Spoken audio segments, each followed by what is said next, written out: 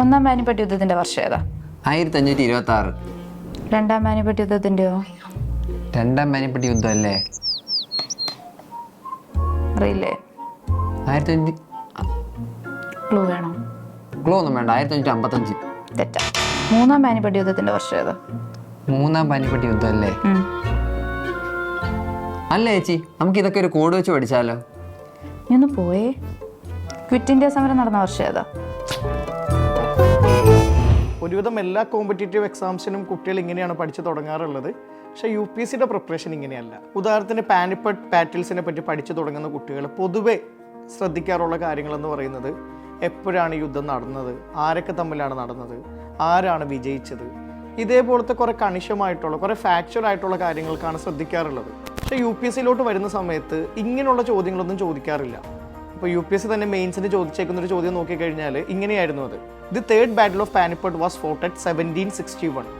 Y so many battles were fought again and again at the same place of Panipat. അപ്പോൾ അവർ ചോദിച്ച ചോദ്യം എന്ന് പറയുന്നത് പാനിപ്പട്ട് യുദ്ധം എപ്പോൾ നടന്നോന്നോ അല്ലെങ്കിൽ എവിടെ നടന്നോന്നോ ആരൊക്കെ തമ്മിൽ നടന്നോന്നോ ഉള്ളതല്ല, പകരം ആ യുദ്ധം എന്തുകൊണ്ടാണ് അവിടെ തന്നെ വീണ്ടും വീണ്ടും നടക്കുന്നതെന്നുള്ളതാണ്. അപ്പോൾ സ്വാഭാവികമായിട്ടും UPSC പോലത്തെ ഒരു പരീക്ഷയ്ക്ക് പ്രിപ്പയർ ചെയ്യുന്നൊരു വിദ്യാർത്ഥി ഈ പാനിപ്പട്ട് യുദ്ധങ്ങളെപ്പറ്റി അറിയുന്ന സമയത്ത് ചിന്തിക്കേണ്ട ചോദ്യം എന്ന് പറയുന്നത് ഈ പെർട്ടിക്കുലർ സ്ഥലത്ത് വെച്ച് എന്തുകൊണ്ട് വീണ്ടും വീണ്ടും യുദ്ധങ്ങൾ ഉണ്ടാവുന്നു എന്നുള്ളതാണ്. ഒരു ഫാക്ച്വൽ ആയിട്ടുള്ള കാര്യങ്ങൾ അളക്കുന്ന ഒരു പരീക്ഷയല്ല ഇത്, മറിച്ച് കൃത്യമായിട്ടുള്ളൊരു അനലിറ്റിക്കൽ പോയിന്റ് ഓഫ് വ്യൂ ആണ് ഈ പരീക്ഷ നമ്മളിൽ നിന്ന് എടുക്കാനായിട്ട് നോക്കുന്നത്. ഇതേപോലെ വേറൊരു ചോദ്യം UPSC മെയിൻസിന് വന്നിട്ടുള്ളത്, മഹാത്മാഗാന്ധി ഇന്ത്യയുടെ ഫ്രീഡം മൂവ്മെൻറ്റിൻ്റെ ഭാഗമായിരുന്നില്ലായിരുന്നുണ്ടെങ്കിൽ എത്രമാത്രം different and difficult would have been the achievement of Indian independence. നമ്മൾ പൊതുവെ ഇന്ത്യൻ ഇൻഡിപെൻഡൻസിനെ പറ്റി പഠിക്കാറുണ്ട്, പക്ഷേ ഗാന്ധി വന്നില്ലായിരുന്നെങ്കിൽ അതിൻ്റെ അവസ്ഥ എന്താകുമായിരുന്നു എന്നുള്ളൊരു ഹൈപ്പോത്തറ്റിക്കൽ സിറ്റുവേഷൻ തന്നിട്ട് അതിനെപ്പറ്റി പറയാൻ വേണ്ടിയിട്ടാണ് UPSC പറഞ്ഞിട്ടുള്ളത്. നിങ്ങൾ മനസ്സിലാക്കേണ്ട ഒരു കാര്യം എന്ന് പറയുന്നത്, നിങ്ങളാകാൻ പോകുന്നത് ഒരു ഡിസ്ട്രിക്ട് കളക്ടറാണ്.